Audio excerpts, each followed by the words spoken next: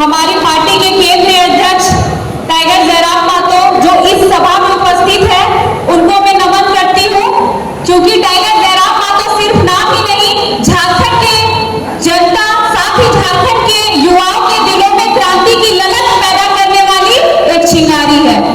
और साथ ही इस सभा में हम उपस्थित हमारे पार्टी के महासचिव फरजाद खान को मैं नमन करती हूँ। साथ ही इस सभा में उपस्थित हमारी पार्टी के वरीय उपाध्यक्ष मोती महतो जी को मैं नमन करती हूँ।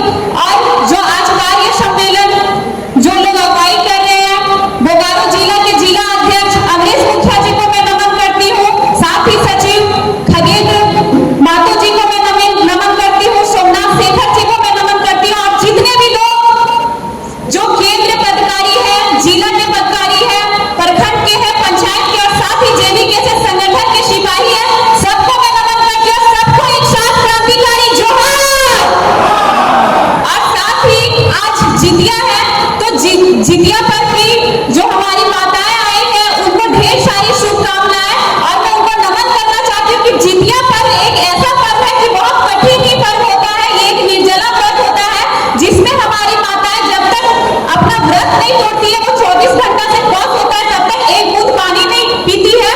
और इतनी कठिन व्रत करने के बावजूद भी इस सभा में आई है, तो मैं उनको नमन करती हूँ। बहुत बहुत धन्यवाद इस सभा में आने के लिए, इस सभा की शोभा बढ़ाने के लिए।